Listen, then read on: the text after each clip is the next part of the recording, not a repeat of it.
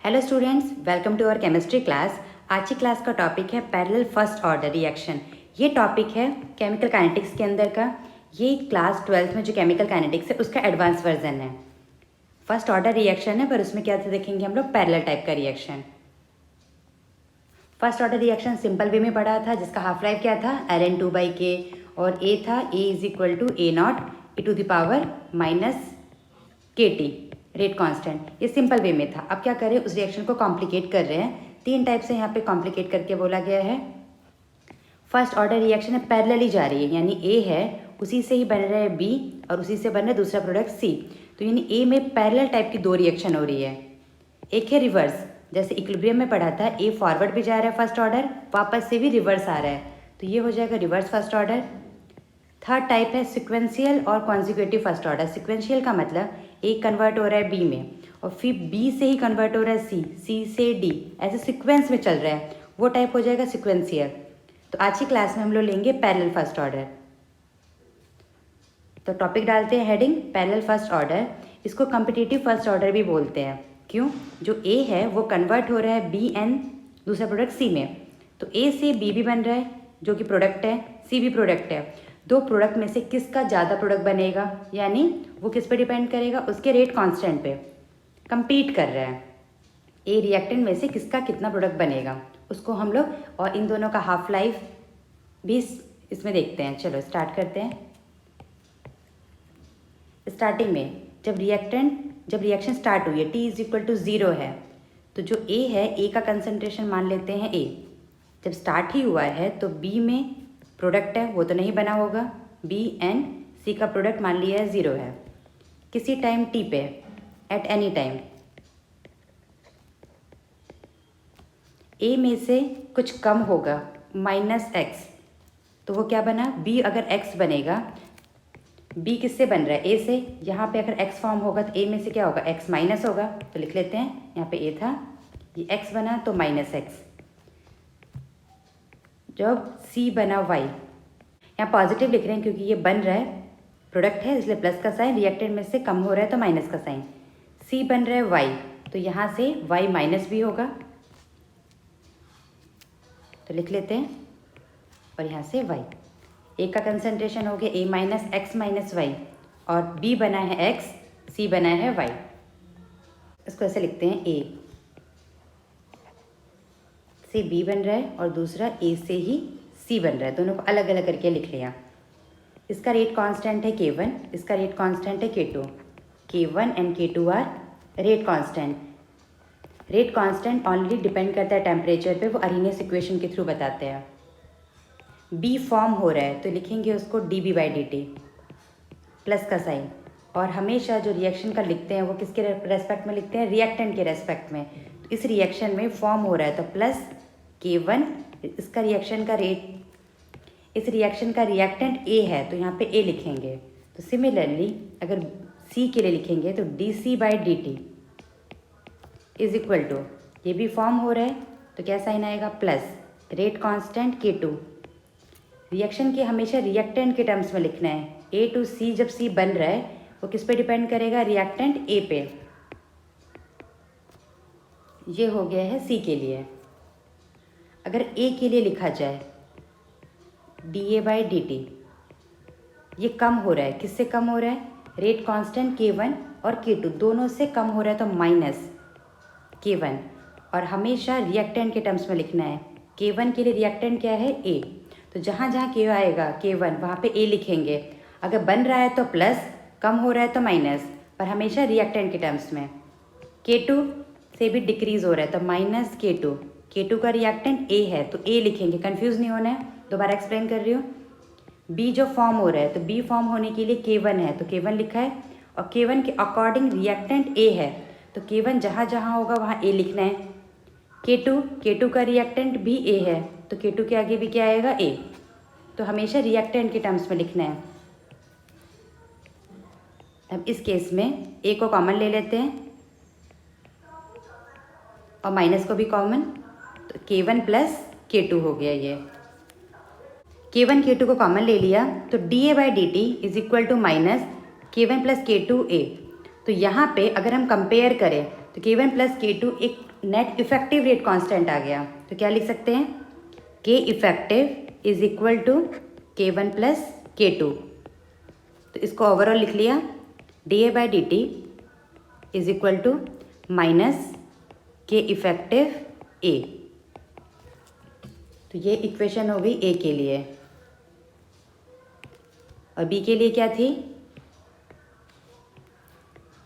dB/dt ऊपर से देख के बताए क्या था, प्लस K1 क्योंकि वो बन रहा था, और dC/dt ये भी प्रोडक्ट में है, तो यहाँ पे उसका रेट कांस्टेंट था K2A।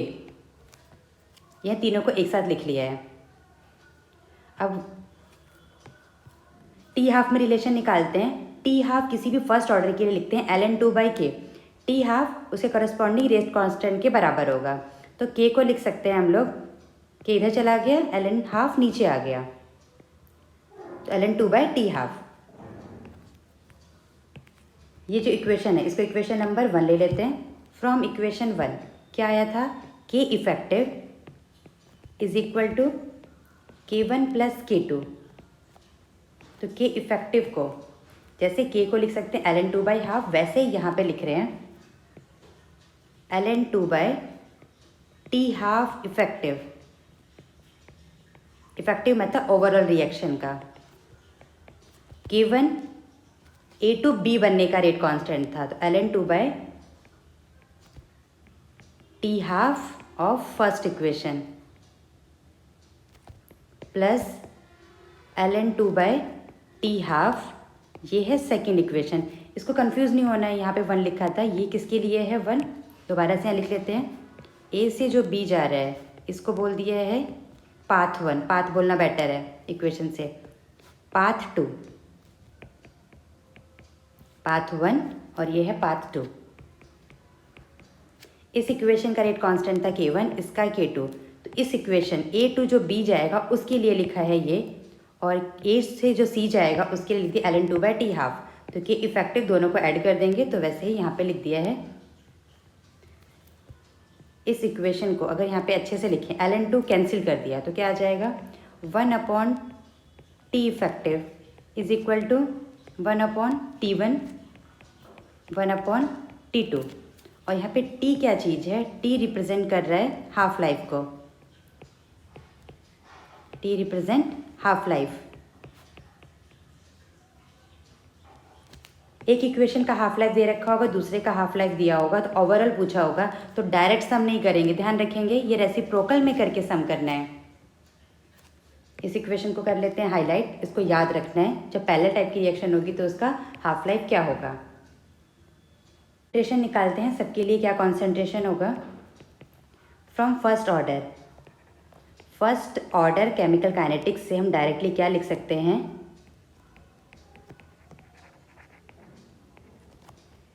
किसी का भी कंसंट्रेशन होता है वो किसके बराबर होता है, A0 e⁻ KT।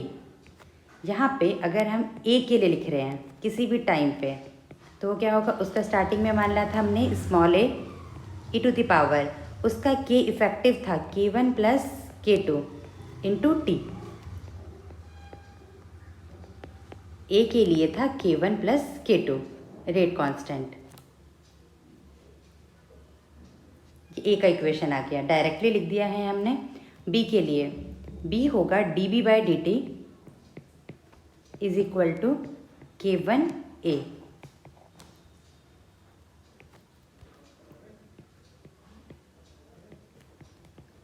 dB/dt is equal to K1, A की जगह ये पुट कर देते हैं पूरा, A e⁻ K1 plus K2T।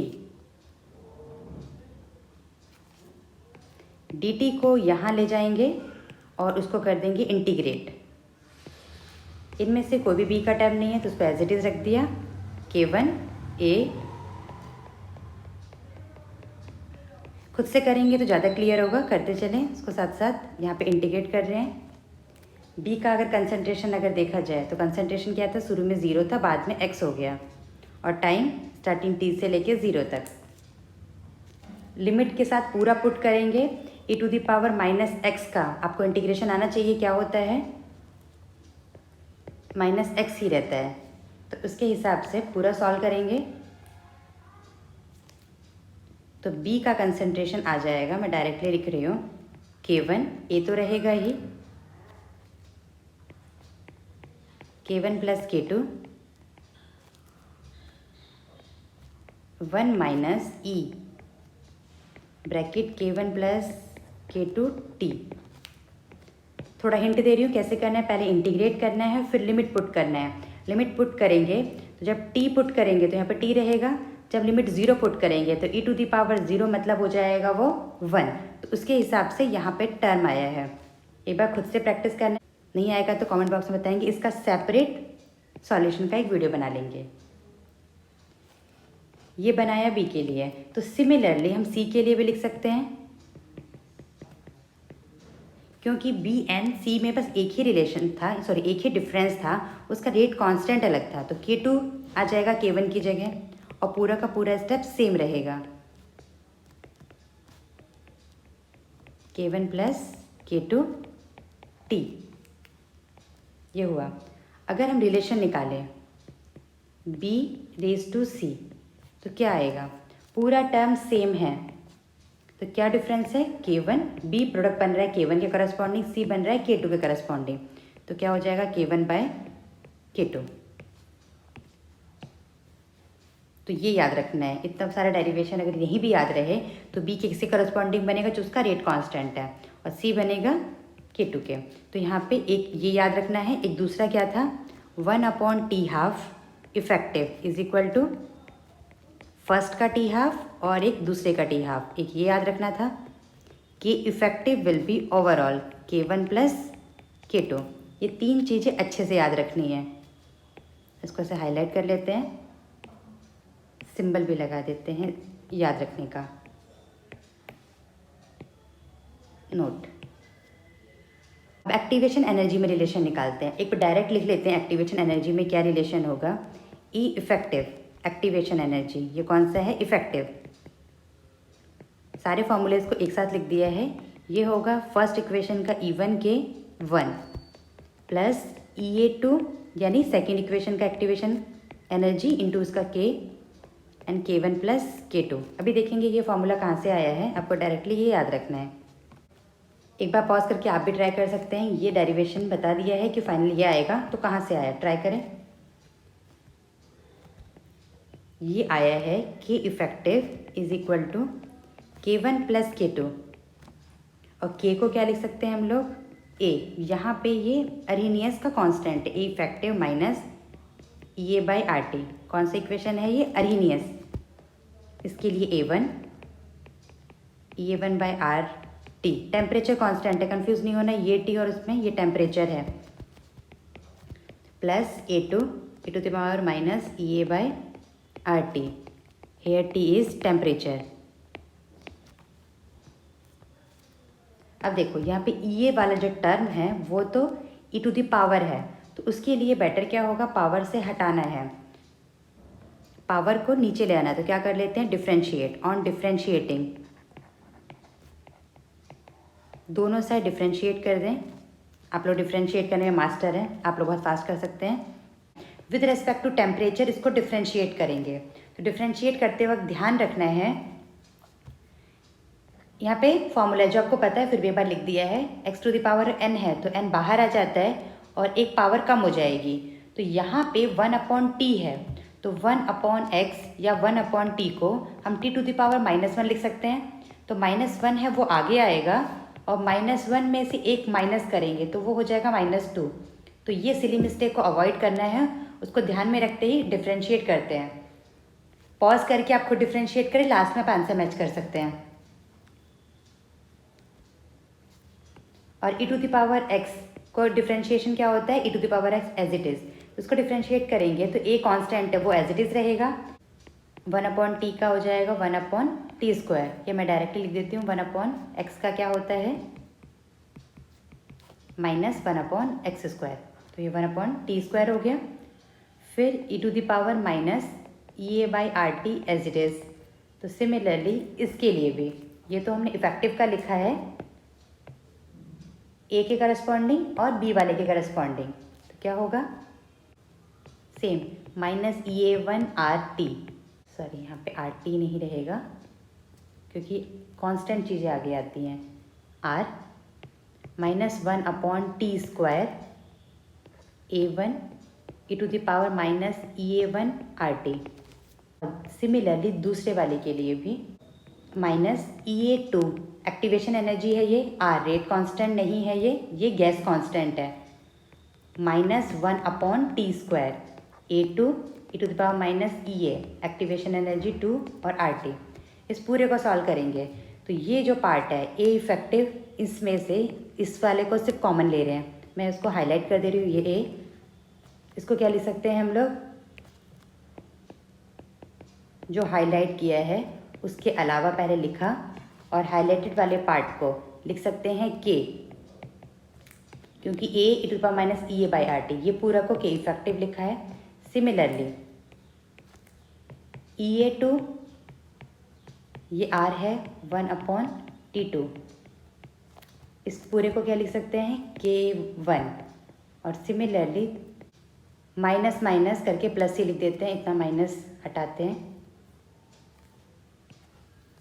ये हो गया plus EA/R T2 and KT2। इसको R और T कांस्टेंट है, टेम्परेचर है, कैंसिल हो गया, तो फाइनली क्या बचा हमारा, ये बचा EA इंटू के effective is equal to EA1 और यहाँ पे K1 प्लस EA2 K2। तो क्या लिख सकते हैं, के इफेक्टिव को डिवाइड कर दिया, EA1 K1 plus EA2 K2 divided by K effective, that means K1 plus K2। तो ये हुआ हमारा पैरेलल टाइप का रिएक्शन। तो ध्यान से रखेंगे, डिफ्रेंशिएशन अच्छे से करेंगे, या अदरवाइज हम लोग डायरेक्टली फॉर्मूला याद रख सकते हैं कि के इफेक्टिव है K1 प्लस K2 और T हाफ है, यहाँ पे T मतलब हाफ लाइफ है।